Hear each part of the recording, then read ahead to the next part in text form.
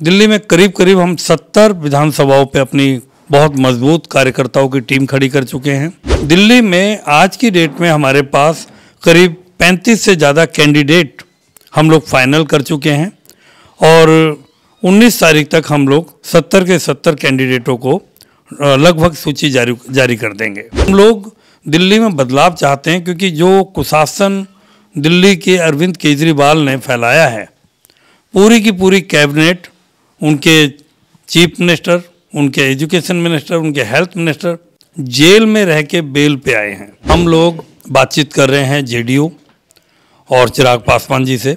हम लोग एनडीए के घटक हैं और हमारी सरकार एनडीए की पार्ट है। हम महाराष्ट्र में सरकार चला रहे हैं। बीजेपी के शीर्ष नेतृत्व से रिक्वेस्ट करूंगा कि अगर आपने दिल्ली की जनता का भला करना है तो आप एनडीए के रूप में एनसीपी, जेडीयू और पासवान जी की पार्टी के साथ मिलके दिल्ली में आप सीट शेयरिंग करके और चुनाव लड़ें। हम लोग अगर बीजेपी और हम सब मिलके लड़ेंगे तो 100% हम लोग सरकार बना रहे हैं। 50 से ज़्यादा सीटें हमारी आएंगी और ये 15 से 22-20 सीटों में आम आदमी पार्टी ख़त्म हो जाएगी। इस बार जनता मूड बना चुकी है कि वोट की चोट से इसको जवाब देना है। राजधानी दिल्ली में आने वाले विधानसभा चुनाव को लेकर अब जो सरगर्मी है वो बढ़ती हुई नजर आ रही है।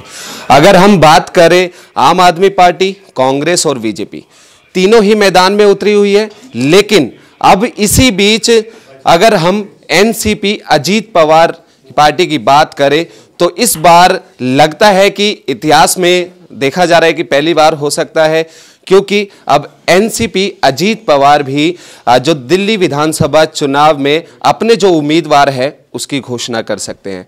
हालांकि इसी विषय पर हमारे साथ बातचीत करने के लिए मौजूद है एनसीपी अजीत पवार पार्टी से दिल्ली अध्यक्ष वीरेंद्र सिंह जी। उन्हीं से बातचीत करते हैं।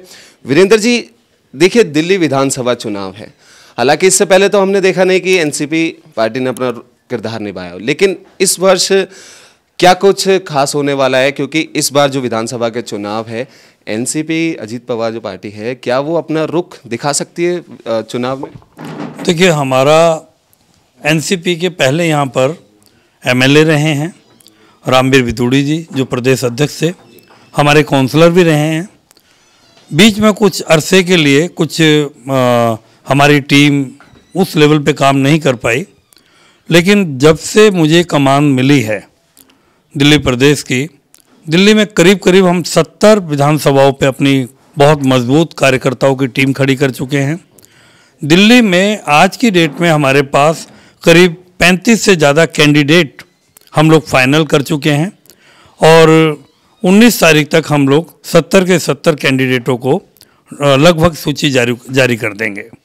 तो हम लोग दिल्ली में बदलाव चाहते हैं क्योंकि जो कुशासन दिल्ली के अरविंद केजरीवाल ने फैलाया है, पूरी की पूरी कैबिनेट, उनके चीफ मिनिस्टर, उनके एजुकेशन मिनिस्टर, उनके हेल्थ मिनिस्टर जेल में रह के बेल पे आए हैं। तो टोटल दिल्ली की जनता के साथ जो धोखा हुआ है, हम लोग चाहते हैं कि जो आदमी के साथ आदमी की लूट जो इन्होंने मचाई है ये बंद होनी चाहिए। शिक्षा का इतना बुरा हाल किया है कि आप सरकारी स्कूलों में बच्चों को जो इन्होंने एक ऐसा माहौल पैदा कर दिया कि आप 10वीं तक किसी को फेल नहीं करेंगे।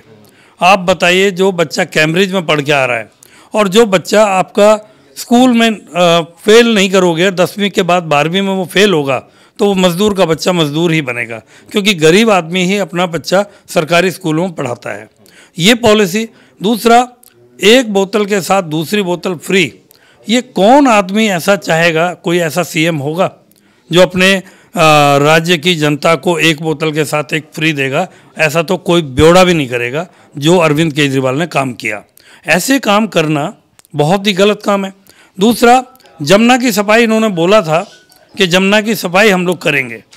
जमुना में छठ के टाइम पे जो हमारे बहुत ही श्रद्धा का त्यौहार है छठ, उस दिन लोगों ने जो डुबकी लगाने का इन्होंने बोला था कि मैं अगले 5 साल में इसको साफ़ कर दूंगा जमुना को और छठ में परिवार के साथ डुबकी लगाऊंगा। मैं ये कहता हूं कि एक बार आके डुबकी लगाते, कम से कम आईसीयू से पीछा छूटता। जो जनता को उन्होंने ऐसे छोड़ दिया है, जो जमुना बहुत गंदी करके छोड़ी हुई है। तीसरी चीज़, जो ऑटो चालकों ने दिल्ली को सरकार बनाने में बहुत मदद की थी। ऑटो चालकों का रोज़गार ख़त्म कर दिया। ऑटो चालकों को 2.5 लाख का एक रिक्शा 7.5 लाख रुपए का मिलता है, वो अरविंद केजरीवाल ने करा रखा है। अरविंद केजरीवाल ने उनके फाइनेंस के लिए कोई ऐसी चीज़ नहीं, ऐसी पॉलिसी नहीं बनाई कि जो ऑटो चालकों के लिए जो फाइनेंसर हैं, प्राइवेट फाइनेंसर जो ब्लड शक्कर बन के खून चूस रहे हैं उस गरीब आदमी का, वो पॉलिसी नहीं बनाई। ऊपर से एक नई चीज़ लेके आ गए, ऑटो बाइक टैक्सी। उसमें एक तो उनके लिए कोई भी सवारी के लिए, कोई टैक्सी के लिए कोई उनको ऐसी गाइडलाइन नहीं है कि आप कहाँ बिठा के किसी बहन बेटी को कौन कहाँ ले जाए। मोटरसाइकिल बाइक टैक्सी जो निकाली है, ऐसे ही इन्होंने ऑटो चालकों का बिजनेस ख़त्म कर दिया है। दूसरा, ऑटो चालकों के लिए कोई भी ऑटो चालक वेलफेयर फंड नहीं बनाया। अब ये जो फ्री की रेवड़ी जो 5 गारंटी दी हैं, मैं आपके चैनल के माध्यम से कहना चाहूँगा कि इन्होंने जो 10 लाख का बीमा दिया है ऑटो चालक का, जो GIC के थ्रू ग्रुप इंश्योरेंस अगर कोई भी कराता है तो 100 रुपये में वो 10 लाख का बीमा हो जाएगा। तो 100 रुपये ऑटो चालक की कीमत लगाई है। 2,500 रुपये की वर्दी जो लगाई है, 2,500 रुपये की वर्दी मिलेगी। आप वर्दी के ऊपर जो 160-92 का जो लगाई हुई धारा दिल्ली सरकार ने, अगर उसे हटा देते तो 10,000 रुपये चालान का जो है वो माफ़ हो जाता, वो नहीं हटाया। तीसरा, ऑटो स्टैंड बनाने चाहिए थे। आज तक दिल्ली की सरकार ने, सुलभ शौचालय तो जगह जगह बने हुए हैं, अगर ऑटो चालक कहीं पे अपने ऑटो में बैठ के रोटी भी खाता है ना, ऑटो स्टैंड है नहीं, तो उनका पुलिस वाले चालान कर देते हैं। अगर कोई ऑटो चालक यूरिन करने साइड में चला गया गाड़ी लगा के, तो फ़ोटो खींच के उनका चालान कर देते हैं, उसकी गारंटी नहीं दी। अगर ऑटो स्टैंड बन जाते तो ऑटो चालकों का शोषण रुक जाता।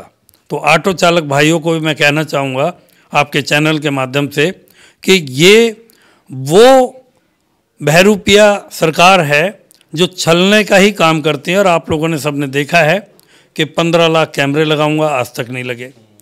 महिलाओं को, बुजुर्गों को जो पेंशन देनी थी, वो पेंशन पिछले 10 साल तक बंद रखी, और अब 80,000 लोगों के लिए पेंशन खुली थी। 2 दिन के लिए वो पोर्टल खुला, 24 नवंबर को खुला, 26 नवंबर को बंद हो गया।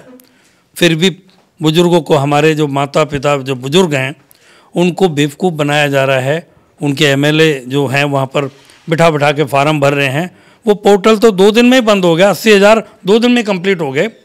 उसके बाद उनको बेवकूफ़ बना के फार्म भरा जा रहा है। देखिए, आपने जिस तरीके से ऑटो चालकों के मुद्दे पे बात करी, लेकिन अगर हम आपकी पार्टी की बात करें तो आपकी पार्टी जब मैदान में उतरेगी तो 70 विधानसभाओं पे आप ही के कैंडिडेट रहेंगे या आप किसी पार्टी की और जाएंगे गठबंधन के?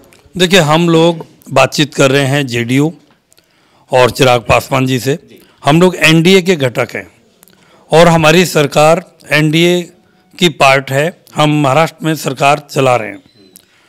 हमने जो सरकार चलाई है उसी के बेस पे जनता ने हमें दोबारा चुना है। मैं आपके चैनल के माध्यम से भी BJP के शीर्ष नेतृत्व से रिक्वेस्ट करूंगा कि अगर आपने दिल्ली की जनता का भला करना है तो आप NDA के रूप में NCP, JDU और पासवान जी की पार्टी के साथ मिलके दिल्ली में आप सीट शेयरिंग करके और चुनाव लड़ें, क्योंकि दिल्ली की जनता इनसे त्रस्त हो चुकी है। लेकिन एक चीज़ का जरूर ध्यान रखें कि जो गलती भूपेंद्र सिंह हुड्डा जी ने की हरियाणा में, उनको लगा कि हम तो अकेले ही जीत रहे हैं, और आम आदमी उनसे सिर्फ 9 सीट मांग रही थी, उनको 9 सीट नहीं दी। सरकार से वो बाहर हो गया अगले 15 साल के लिए, पहले 10 साल के लिए थे, अभी दोबारा 5 साल के लिए। तो ऐसा वनवास BJP पिछले 27 साल से काट रही है। पिछले 27 साल से BJP सत्ता में नहीं है दिल्ली में, और दिल्ली में जो सरकार हो वो सरकार पूरे देश में बताई जाती है, जानी जाती है। तो दिल्ली के लोगों को आपकी ज़रूरत है। आप NDA के पार्ट के साथ मिलके हम लोग भी चाहते हैं हमारे कार्यकर्ता भी चाहते हैं, क्योंकि हमारा कार्यकर्ता भी बीजेपी का मिडिल क्लास का ही कार्यकर्ता बना है।